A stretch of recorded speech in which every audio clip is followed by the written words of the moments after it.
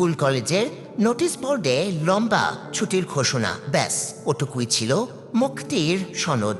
পড়ার টেবিলে তখন পাঠ্য বইয়ের চেয়ে বেশি ভিড় জমাতো বাহারি রঙের সব ঈদ কার্ড, কোনোটাতে ঝিকমিকে জড়ি, কোনোটাতে আবার 2 জোড়া কবুতর। পকেটের জমানো টাকায় কেনা সেই কার্ডের পেছনে কাপা কাপা হাতে লেখা, তোর দাওয়াত রইল আমার বাড়িতে। পবিত্র রমজানের শেষ দিন, ইফতারি শেষ হতেই সবার কান পড়ে থাকতো ড্রয়িং রুমের সেই বিশাল আকৃতির টেলিভিশনটার ওপর। বিটিভির পর্দায় যেই না বেজে উঠত ওমন রমজানের ওই রোজার শেষে এলো খুশির ঈদ, অমনি ছোট বড় সবার মনে বয়ে যেত আনন্দের এক সুনামি।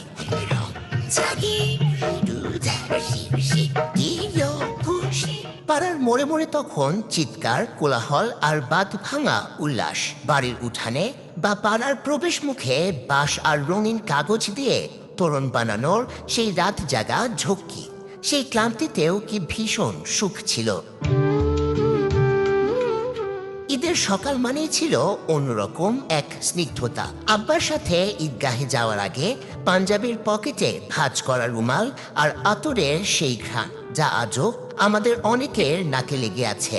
নামাজ শেষে সেই যে কোলাকুলি, সেখানে কোনো কৃত্রিমতা ছিল না। কার সাথে আড়ি ছিল, কার সাথে ঝগড়া, ঈদের ওই এক জড়িয়ে ধরায় সবকিছু ধুয়ে মুছে সাফ হয়ে যেত। বাসায় ফিরতেই শুরু হতো সালামি আদায়ের যুদ্ধ। বড়দের পা ছুঁয়ে সালাম করা আর পকেট থেকে বের হওয়া সেই 2 টাকা বা 5 টাকার নতুন নোট। সেই সামান্য নোটগুলোই তখন আমাদের কাছে ছিল কোটি টাকার চেয়েও দামি। দুপুরের রোদে বন্ধুদের সাথে আড্ডা আর বিটিভির আনন্দ মেলার জন্য সেই অন্তহীন প্রতীক্ষা, হানিফ সংকেতের সেই চেনা কণ্ঠ না শুনলে যেন ঈদটাই অসম্পূর্ণ থেকে যেত।